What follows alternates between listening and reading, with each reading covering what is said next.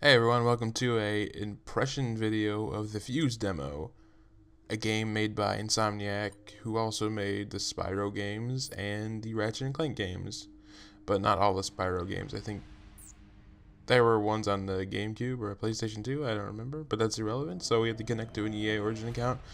Yeah, I have one, because, you got to. And here we are at the UI, user interface, which looks rather familiar. It looks like almost like a Gears of War and turn notifications off. A Gears of War and maybe Mass Effect sort of thing. I mean, Mass Effect probably with the look of it. But so here we are. We get the agents, Dalton Brooks, who has a shield thing. Jacob Kimball. Too fast. I'm moving too fast. You can tell I played this, and I'm not doing this live. And then, typical. I mean, it's not. It took me like a couple seconds to be like, okay, here's what we do, and there is your number of players on the right. Obviously, it's a 4-player co-op game. And we'll start the campaign off. Matchmaking, offline, solo. Actually, what happened when my internet cut out at one time, I couldn't play, so I had to go back to offline. So here we go. You can customize your agent, customize weapons. I didn't do that yet. See, arc shot, mag shield, which is shield, and of course you'll see what each thing does because I do play as each character, and you can also, by holding down the select button, you can switch any of the characters at once. And there's an upgrading skills screen. As you can tell, you see the LB and RB at the top. I think that's how you upgrade your gun, or whatever the heck that is, the shield. So then it's basically giving you the indication, the information. And of course, I'm not going to run through this. This gameplay is 30 minutes long, and I'm definitely going to cut it up, so you'll see it cut up. So then I decided to pick Dalton, and there's a leveling up system, obviously, because there's upgrades you can do. So here we enter the main synopsis of the story, which is the reason why this game is called Fuse. Is there's this alien organic matter called Fuse, and us humans discovered it, and we were able to put it into weapons and other technologies. And there's this other group of people, rather large group of people, who have stolen it and are what is called corrupting it to turn it into an even more deadly weapon. And this team is sent in to stop these people. And maybe that's why the game was called Overstrike originally, because it's an Overstrike team. I'm not sure if that's even a real term. So then basically, bad guys steal ancient alien technology and use it for bad. I mean, that's typical, but we'll just have to see where it goes when the game actually is released. So here we have a big freaking cable thing and cable lift or whatever, I don't know what you call it. The graphics, I have to admit, the graphics were definitely something that were really good, even on Xbox, so a really nice job with that. So it's almost like a typical action sequence. They get out scot-free, of course. Typical. And this sort of reminded me of Uncharted 2 at the beginning. Whatever. Snow. So when I first played it, I thought you controlled your character like that. But then it went in, there you go, and I'm like, whoa, okay. But the first thing I want to show is that scenery. Those graphics are pretty damn good. So here I am walking around, and I'm thinking, how do I get up there? So I just jump at the wall, and I'm like, alright. So this is kind of like Uncharted in a way. Yet again, I know that's Naughty Dog that made it, but it's still, you gotta admit, it still looks like it. You're climbing around, you got guns, and you're in the snow. I mean, there's a lot of things that are like it. So my first thing was like, wow, so it's like almost like a Gears of War meets Uncharted. So that's really cool. I like that. And there are some tutorials, but not as many as I was thinking. So I'm actually kind of happy about that, because it actually took me a while to figure it out. And I'm like, what the heck do I do? But when I figured it out, it was pretty nice to figure out for myself. The game telling me what to do. And basically the only thing that it shows you is each weapon, like when you switch to the character, each weapon basically shows their main weapon ability and whatnot. And the main mission objective is to stop those vents and get inside the interior of the compound, and of course find out what's going on with the corrupted fuse and stop it from getting out anywhere. So now I see that you can switch to the number of the players. Shows this guy's weapon, the arc shot, which originally is interesting because originally in the first trailer it was a smaller crossbow, and one of the female characters had it. So, and now you can tell that I'm trying to figure out the controls because they don't give me any notification at all. Which you think that's a bad thing, but I'd say figuring out for yourself is a good thing. It tells you to take cover, but it's not too intrusive. So then I'm like, okay, how do I shoot people? I got a gun on my back. How do I get it off? So then I get out of cover and I start hitting things and I jump over covers because definitely don't know what's going on.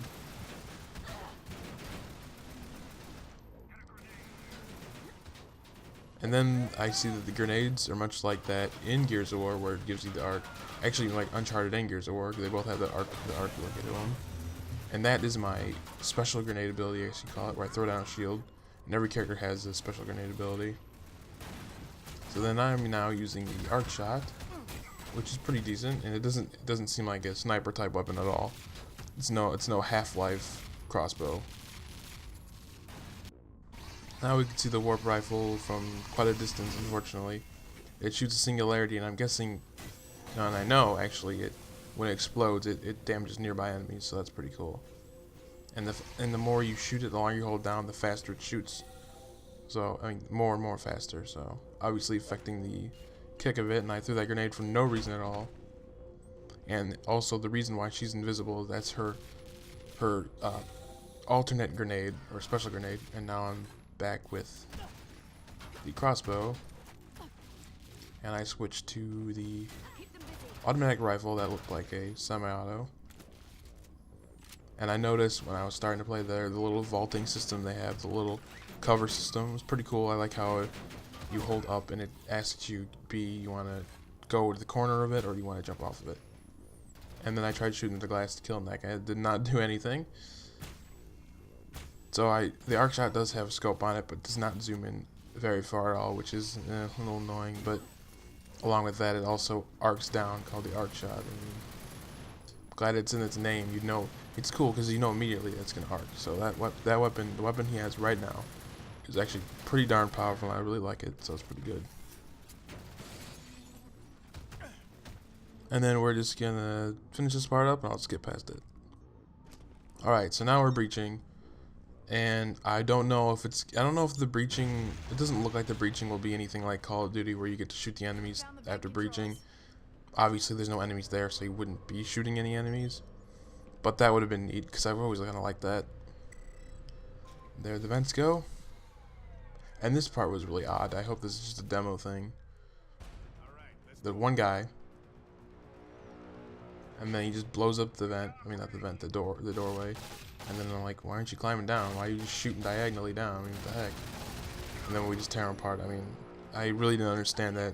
Hopefully there'll be something else other than, that just felt out. It just looked awkward, didn't it? Yeah.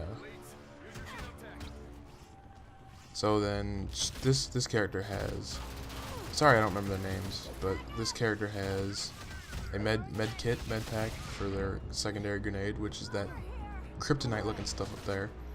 And she's a assault rifle. She's really the sniper class, so. But I don't know what you'd call the other guy then. Oh yes, I know, like a Overwatch, definitely. Heavier weapons and maybe some scoped weapons. See, that's what he's got. And she's got a sniper, so. That's it for this part too. I'll switch back to Dalton, and then I'll show you the part where I just derp and not know where the heck I'm going. I know I have to get up to the vents, but I had no idea how to do it. Yet again, at the beginning, when I'm like, what the heck do I do? I forgot, like Uncharted, the yellow things you can climb up on. So I really like how they did that. It adds definitely a new dynamic to the game that I really was not prepared for. So I really like that part. I can still safely say that it is. I'd say it's more like it's more Mass Effect meets Uncharted. So I apologize for that. I mean, Gears of War is more of a Call of Duty like third person. It's more basic. Where I'm like, you know, obviously, and even the guns in this game reminded me of Mass Effect. So that was it. It looks like a Mass Effect in the past, more so.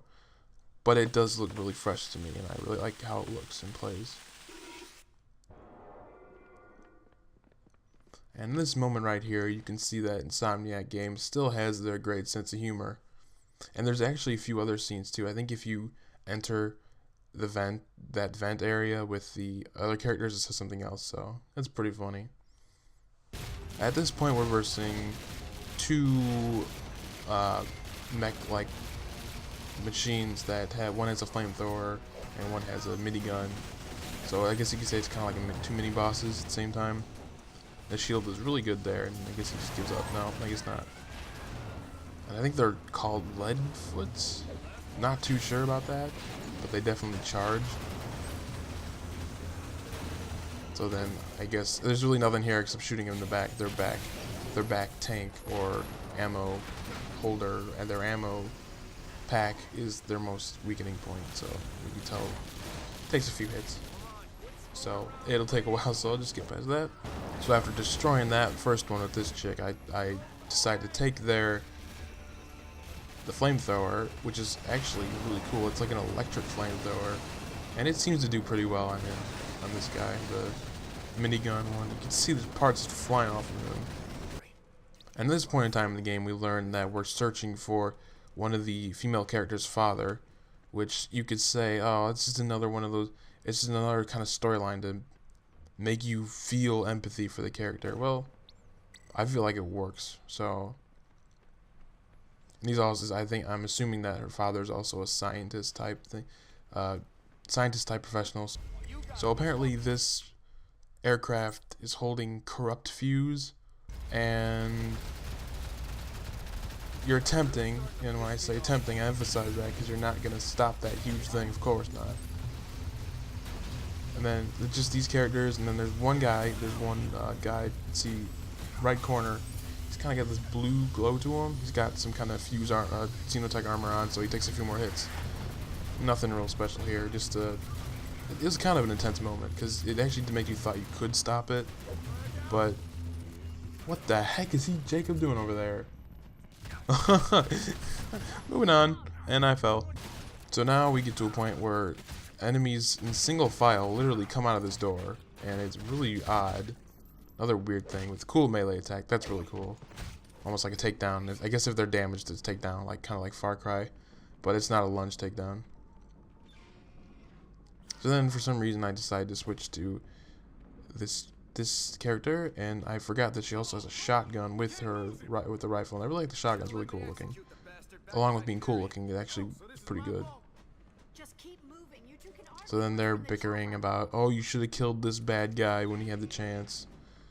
And then here's weapons. I mean, much like any kind of third-person game where there's weapons stationed right before there's a big fight or the end of a level. So last group of enemies, giving it away already until last cutscene.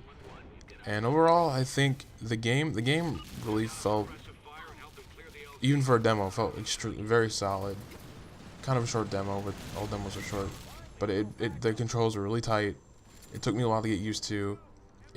It plays, I'd say the controls are a lot like Gears of War, I have to say that, and Uncharted. That's what I meant to say. The controls, yeah, but the controls are like kind of the same for Mass Effect and Gears of War. So overall, the game looks really cool. The graphics look really good. The gameplay looks real fun. I like how they have that climbing dynamic like Uncharted. And I'm really excited to review this game. If you didn't know, I'm going to review it when it comes out on the 28th, I believe. And it should be a good review. And it'll be fun. And that thing's freaking awesome. I'm almost going to guarantee you have to destroy that thing eventually. So, good game. And I'm very surprised at what Insomniac has been able to pull off now. Well, let alone the last few years that they've been making games. And I'm really happy that they brought it back to the Xbox. And if you want to watch this cutscene, then you're going to have to play it demo for yourself. And I hope you enjoyed, and see you later.